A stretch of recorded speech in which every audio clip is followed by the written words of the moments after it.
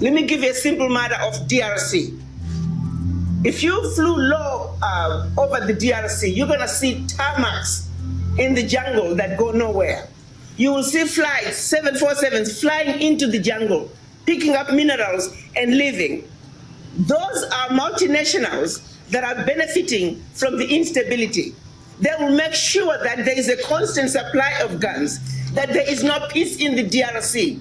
Because when the DRC becomes stable, they will no longer be able to exploit the DRC.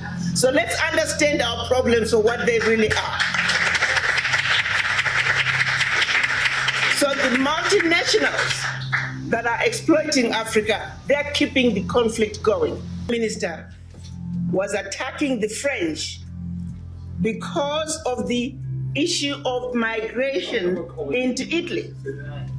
He said, the issue is not the migration and unemployment of the youth, but rather it is what France is doing to those countries. You know what 14 countries could do with 500 billion? Do you know what those countries could do if those businesses in those countries could be allowed to own or get the contracts? This is how you address the unemployment. Do you know what could happen if we were to be allowed to have control of our natural resources? All those basics are taken away from us. And then what's left is what we have to try to work with. So my point is, until those basics are addressed, until France stops exploiting those 14 African countries, the majority are the ones you mentioned, conflict then follows. Are you getting my point? We have to address the basic issues. We can't worry about why are you unemployed. You are unemployed because the companies, local companies, are not being given the opportunity to build their countries. French companies are bringing their own workers. We are creating jobs for the world and not for the Africans because of the systems that are in place. So we can worry about the results of, but the main issues must be addressed. France must stop colonizing Africa. Germany, Italy, Belgium, Britain, they're still very much involved in Africa.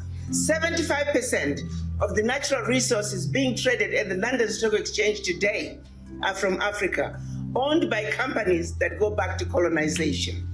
We have no control of our Africa. And until we have control of our Africa, they are the ones creating the conflict. To answer your other question, what is the African Union doing about the CFA? Let me tell you, the truth of the matter is, over the past, since 58 and on, there have been about 65 coups in Africa. None of them were of African origin. None. 7 are documented. They were orchestrated by France. Why? Because the African leaders wanted to pull out of the pact for the continuation of colonization. The French would not have it. There was a coup and the leader was assassinated, sending a message to the other leaders that if you misbehave, this is your fate. Now they don't do coups. What they're doing is causing conflict. Something as simple as, you know, most of those countries, close to 50% of their food comes from France.